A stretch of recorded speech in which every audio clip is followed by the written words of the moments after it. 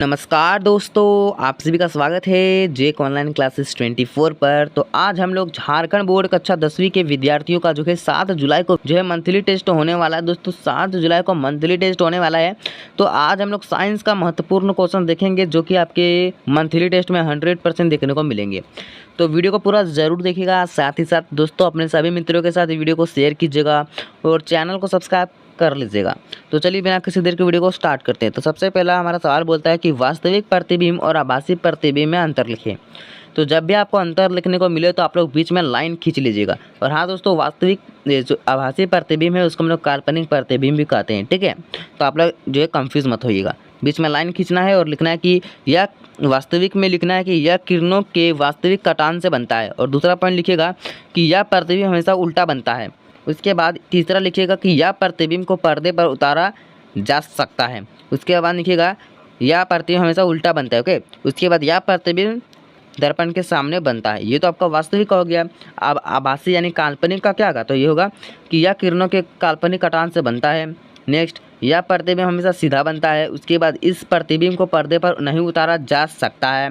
उसके बाद यह प्रतिबिंब दर्पण के पीछे बनता है। तो इतने पॉइंट्स लिख लीजिएगा आपको, ठीक है। इतना पॉइंट्स अगर आप लिख लेंगे तो आपको एक नंबर भी नहीं कटेगा, फुल में फुल नंबर मिलेगा आपको, ठीक है, अगर इस पूरा आप लोग याद कर लेते हो इसको, ठीक है। देखिए अगला क्वेश्चन था कि दर्पण कितने प्रकार के होते हैं। तो दर्पण मुख्यतः 3 प्रकार के होते हैं, ठीक है।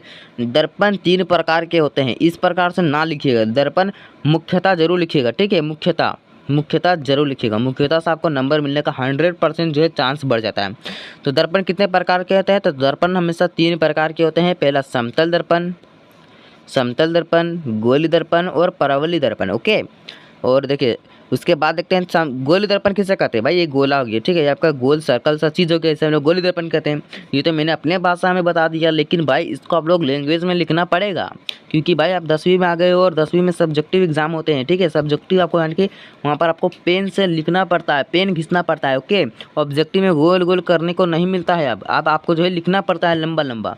तो आप लोग गोली दर्पण को याद कर लीजिए कि जिस दर्पण के परावर्तक सतह किसी खोखले गोले का भाग हो उसे गोली दर्पण कहते हैं, ठीक है। कि जिस गोले का परावर्तक सतह किसी खोखले गोले का भाग उसे गोली दर्पण कहते हैं। तो गोली दर्पण मुख्यतः 2 प्रकार के होते हैं, एक अवतल दर्पण और एक उत्तल दर्पण। तो देखिए ये आपका उत्तल दर्पण हो गया, सॉरी ये आपका अवतल दर्पण हो गया, ये आपका उत्तल दर्पण हो गया। उत्तल और अवतल मिल गया तो क्या बन गया, ये गोला बन गया, जिसे हम लोग क्या बताते हैं, गोली दर्पण। इसीलिए गोली दर्पण के 2 भाग होते हैं, अवतल और उत्तल, ओके। चलिए आगे देखते हैं। अगला कि अवतल दर्पण। तो जिस दर्पण का परावर्तक सतह धसी रहती है अर्थात केंद्र की ओर होती है, अवतल दर्पण कहलाता है। इसे अभिसारी दर्पण भी कहते हैं, यानी कि ये आपका अवतल हो गया जो कि धसा हुआ है, ठीक है। और उत्तल में क्या होता है, ये ऊपर इधर निकला हुआ होता है, ओके। चलिए अभी देखते हैं अगला क्वेश्चन। क्या अगला क्वेश्चन से अवतल दर्पण की फोकस दूरी ज्ञात करें यदि उसकी वक्रता त्रिज्या 36 सेंटीमीटर हो। तो यहाँ पर देखिए फोकस दूरी ज्ञात करने के बोला है, यानी कि एफ ज्ञात करने को बोला है, जबकि उसकी आर दिया हुआ है, यानी कि वक्रता त्रिज्या दिया हुआ है कितना, 36 सेंटीमीटर, ठीक है, 36 सेंटीमीटर, ठीक है। तो देखिए जब भी आपको एफ ज्ञात करने बोले ना तो आप लोग फॉर्मूला लगाइएगा r/2, और जब भी आपको आर ज्ञात करने बोलेगा तो लगाइएगा 2f। क्या लगाइएगा, 2f।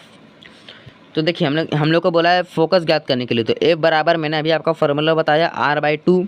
तो r हमारा कितना दिया, 36/2 फार्मूला वाला यहाँ पर नीचे 2 एकम 2, 2 एकम 2, 2 टिक 16, यानी कि कितना गया, 18 सेंटीमीटर इसका फोकस हो गया, ओके। चलिए अगला क्वेश्चन देख लेते हैं कि यदि उत्तल दर्पण की फोकस दूरी 25 सेंटीमीटर हो तो उसकी वक्रता त्रिज्या ज्ञात करें। यानी कि आप जो है आपका अभी आपका फोकस दे दिया है, ठीक है, अभी आपका फोकस दे दिया गया है और आपको वक्रता त्रिज्या ज्ञात करना है। वक्रता त्रिज्या यानी कि आपको आर ज्ञात करना है, और मैंने अभी आपका आर का फॉर्मूला बताया। आर का फॉर्मूला आता है 2f। तो आर लिख दीजिएगा, उसके बाद 2 लिखिएगा, और एफ हमारा कितना दिया, एफ हमारा 25 दिया है तो 25 लिख दीजिएगा। तो आर बराबर कितना हो जाएगा, आर बराबर आपका 50 सेंटीमीटर हो जाएगा। तो आई होप दोस्तों आज का वीडियो को पसंद आया होगा। आज का वीडियो साइंस का सेट 1 होने वाला है। हमने सेट 1 में आपको फिजिक्स के सारे इंपॉर्टेंट क्वेश्चन बताए हैं। सेट 2 में आपको जो है दोस्तों केमिस्ट्री या बायोलॉजी का मिल जाएगा। सेट 2 का इंतज़ार करना है आपको। सेट 2 का इंतज़ार करने के लिए करना क्या है आपको दोस्तों, मैं सेट 2 जल्द ही बना दूंगा। इसके लिए आप लोग कमेंट करना है भर भर के कि भाई सेट 2 लाओ। अगर आप लोग कमेंट करेंगे भर भर के कि सेट 2 लाओ तो मैं सेट 2 ज़रूर लाऊंगा। साथ ही साथ चैनल को सब्सक्राइब कर लीजिए, साथ ही साथ नोटिफिकेशन बेल आइकन प्रेस करके ऑल पे सेट कर लीजिए, यानी कि जब भी सेट 2 आएगा ना तो सबसे पहला वीडियो का मैसेज आप तक जाएगा अगर आप उस ऑल पे सेट कर लेते हो। चलिए दोस्तों, मिलेंगे आपको नेक्स्ट वीडियो में और बने रहें जेक ऑनलाइन क्लासेस 24 के साथ। धन्यवाद।